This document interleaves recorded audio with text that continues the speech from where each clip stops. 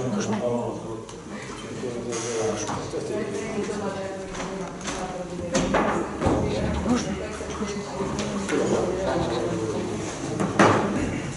primátor. Môžeme? Dobre, takže technické zariadenie je pripravené, môžeme teda pokračovať bodom k vystúpeniu verejnosti. Sa páči, tu sa hlási. Prosím, sa predstavte. Teraz pojmeme Bartol Kuchán, advokátska kancelária Šebla a partneri, správny zástupca spoločnosti dr. Max 123. Čo vám ešte raz Je treba. Ďakujem ešte raz za možnosť vás osloviť. V podstate, ja by som, hoci som bránim, ale by som to povedal úplne ľudský. My, ale teda klient, my sme sa nechceli mestom súdiť, nechceli sme dávať podnet na protimonopolný úrad, my sme chceli len prevádzkovať lekáreň. Na nejakých neznámych dôvodov mestu to strašne vadí, nevieme, čo sú tie dôvody, myslím si, že je to prospech mesta, minimálne prospech obyvateľov tohto mesta, keď tu bude ďalšia lekáreň, z ktorej si tí pacienti môžu vybrať.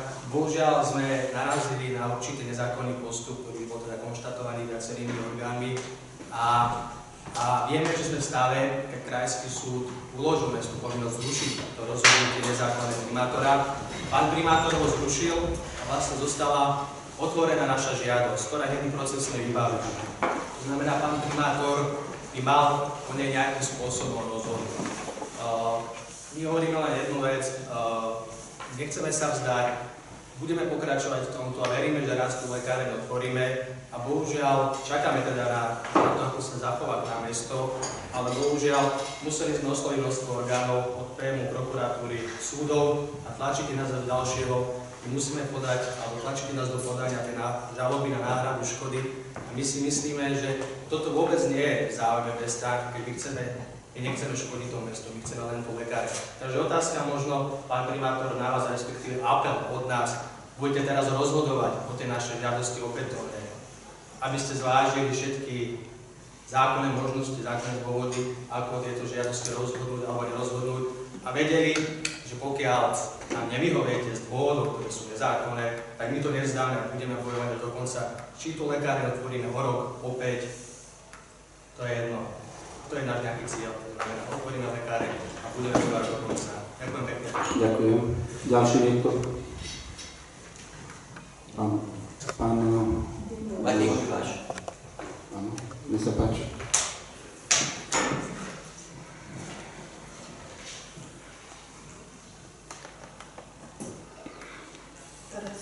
Nefunguje telefón.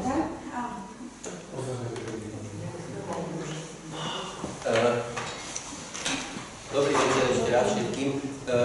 Ja som si pripravil niečo iné ako v tejto téme a teraz si nie som istý, či to nezakape v tejto atmosfére, aká to je. Každopádne, ja som sa do Šurian prisťahoval pred 16 rokmi a chcem tu ostať žiť, tak by som bol rád, teda chcel by som prispieť k tomu, aby tie Šurany boli dobré miesto pre život. A 20 rokov pracujem v oblasti IT a preto aj viacero otázok, ktoré som smeroval na pána primátora, aj mailom, aj ústne, bolo primárne k webu, ktorý máme. A teda chcel by som poďakovať, že sa podarilo urobiť ten mail prístupnejší a zmysluplnejší a konečne je nejako porovnateľný s inými mestami a ich webovými stránkami. Čiže za toto teda mal som výhrady voči človeku, voči firme, ktorá ten web robila a ukázali sa asi ako neopodstatnené tie moje obavy. Takže vyzerá to zatiaľ dobre. Čiže za to palec hore. Čo ale s čím nemôžem sa stále stotožniť, a to vychádza aj z tých mojich naozaj 20-ročných skúseností, kde robím s IT firmami, robím veľké projekty, robím projekty za milióny eur a tak ako je napísaná zmluva s tým zhotoviteľom diela, je nedostatočne urobená podľa mňa. Chýbajú tam zodpovednosti za úpravy webu, chýbajú tam veci ako nejaké SLAčky, ktoré by stanovovali, ako ten web má mať udržiavateľnosť a podobné veci. Takže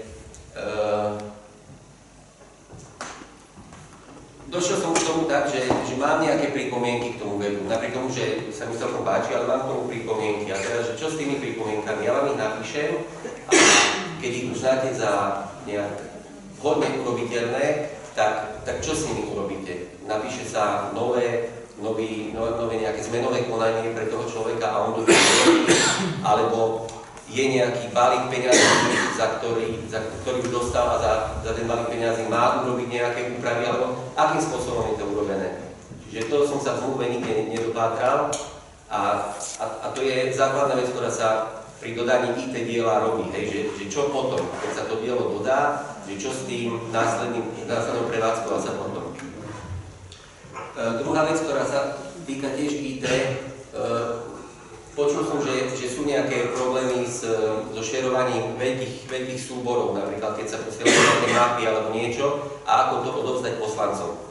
Tak informoval som sa dodávateľa systému, ktorý používa mesto Šurany. Ináč je to zaujímavé, že je to iný systém ako mesto Nové Zámky, čo je čudné, že sme v jednom regióne a používame iné systémy. A u toho dodávateľa ma odkázali na nejakého systémového inžiniera tu na mestskom úrade, ktorý spravuje ten systém. Nepýtal som sa, kto to je, ale asi takého niekoho majú. No, super, takže ja som sa pri tom systéme pre obce, ktorý používate, tam je kopec možností, ako napríklad šerovať veľké súbory. Takže to treba len ozrejmiť a možno ten človek, ktorý to spravuje, by to mohol vedieť. Keď by som mohol niekde pomôcť niečím, kľudne sa na mňa obráťte, máte moju mailovú adresu, máte všetko. Strašne málo času tých 5 minút. To som chcel povedať, že ešte som chcel poďakovať pánu Borovskému za prípravu toho nového rokovacieho poriadku, lebo a poslancom, že ho slávim, teda, lebo je určite neporovnateľne lepšie ako ten predchádzajúci. A chcel som ešte tému odpadom, ale k tomu som sa za tých 5 minút nedostal. Dobre, ďakujem. Iniciatívy sa medzi nekladú, sa páči, menom pošlite vaše návrhy pripomienky. Ďakujem, sa páči ďalej. Pani, nech sa páči, poprosím vaše meno. Moje meno je Jana Kňažková.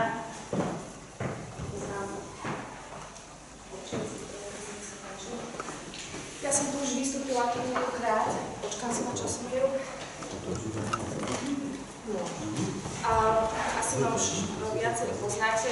Som vlastníkom zdravotného strediska v meste Šurany s priestorom, ktorý som prenajala spoločnosti Dr. Max, ktorá je predmetom sporu medzi mestom Šurany a môjim nájomníkom. Chcela by som ešte raz podotknúť, že skutočne je veľmi ťažké dnes podnikať. Ja myslím, že množstvo podnikateľov mi dá za pravdu. Keď sme toto stredisko, to bola bývalá predajňa budovy, toto stredisko, keď sme prerábali, nás sa tiež nikto nepýtal, či chceme, aby sem prišlo Tesco, či chceme, aby tu bol Lidl, pretože my sme prevádzkovali potraviny a nás to zlikvidovalo. Následne sme túto budovu prerobili na zdravotné stredisko, kde už bola fungujúca lekáreň, kde boli lekári, kde tí pacienti nemuseli chodiť kade po meste, aby si naháňali ten recept, alebo respektíve vybrali lieky za ten recept. Ja naozaj skutočne nevidím dôvod, prečo by tam tá lekáreň nemala byť. Je to budova, ktorá je skolaudovaná na tento účel, čiže ja tam môžem vykonávať len takú činnosť, ktorá je spojená s poskytovaním zdravotnej starostlivosti. A pre mňa je to skutočne likvidačná situácia, pretože tá budova stráca význam bez lekárne. Je to zdravotné stredisko. Je to pre občanov mesta Šurany. Nie je to proti záujmu mesta. A v tomto momente by som chcela podotknúť aj jednu vec. Mestská lekáreň Šurany nie je len mestskou lekárňou. Je to mestská lekáreň Šurany SRO, kde je 51% podielníkom mesto a s ostatkovým podielníkom je spoločnosť Chora SRO. Čiže tu sa nehája len záujmy mesta, ale aj iných podnikateľov, ktorých zvýhodňujete pred ostatnými podnikateľmi, ktorí tu chcú podnikať Sú pre mesto lekáreň, ktorá bude možno, že dobrá, lepšia, ale je to pre občanov. Nie je to proti záujmu mesta. Ďakujem. Môžem taký? Dobre, ďakujem. Áno. Prečo ste sa neprihlásili do verejnej obchodnej súťaži, keď sa tá lekáreň robila? Prečo? Pretože som nemala na to peniaze. Teraz nás tu niečo obviňuje. Prečo vás som z niečoho? Ja otváram lekárňu a prenajímam lekáreň vo vlastnej budove. Verejnú obchodnú Vo súťaž. vlastnej budove prenajímam lekáreň. Vo vlastnej budove. Nie o tom hovorí. Tak o čom? O fóra, čo hovoríte, že máme 51. Veď bola verejná No ale tak obchodná potom nehovorte, že to je mestská lekáreň a že sú to záujmy mesta, lebo to nie sú len záujmy mesta. Ja vás to nie sú čisto záujmy mesta. Ale my riešime našu ekonomickú situáciu, vy riešite vašu ekonomickú situáciu. Ale ja vám nebránim vo vašej Ani my ekonomickej vás. situácii, ale mne áno, vy mi bránite. Čo? Lebo ma nepresvedčíte, že podnikať sa dá v tomto meste len v lekárni, jak to vystávate. Ale ja mám zdravotné stredisko na to skolaudované. Toto mesto mi túto budovu na ten účel skolaudovalo. Čo tam mám prenajať? Čo tam mám urobiť? To je zdravotné stredisko. Ja som to tak robil. Prečo by som si ja vo svojej budove mohla robiť to, čo ja chcem? Tak ste ho mala prebrať vy ste mala prebrala po Krchňákovi, tento spor ani nie. Pozrite sa. No, Ja ale už to ma nezaujíma, so svojím tak, jak priestorom vás- môžem robiť, čo chcem, No, ale ale vy my mi to môžeme v meste bránite. robiť, Vy mi čo to my bránite. uznáme závodné verejnou obchodnou A súťažou. ja si môžem po svojom objekte Dobre. robiť, čo ja chcem. Ja vám nebránim. Bránite.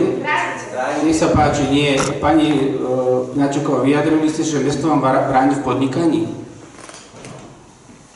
Mesto bráni podnikanie môjmu nájomcovi.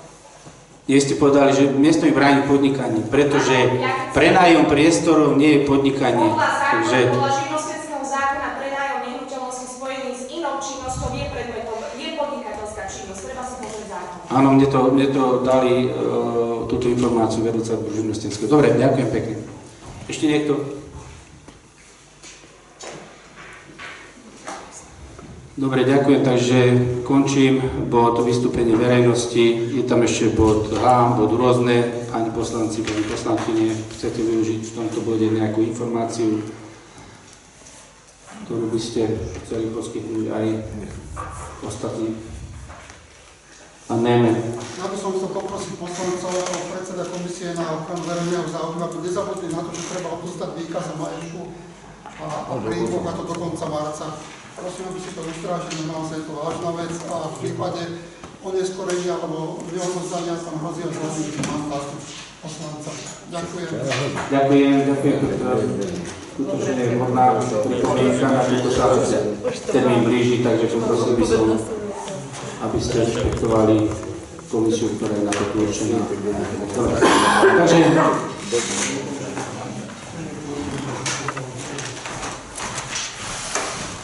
Takže sme program dnešného mimoriadneho rokovania Mestského zastupiteľstva Šúranoch ukončili. Ja vám ďakujem za konštruktívny prístup, za seriózne rokovanie a vaše pripomienky. Prajem vám ešte pekný deň a zajtra a celý víkend. Dovidenia.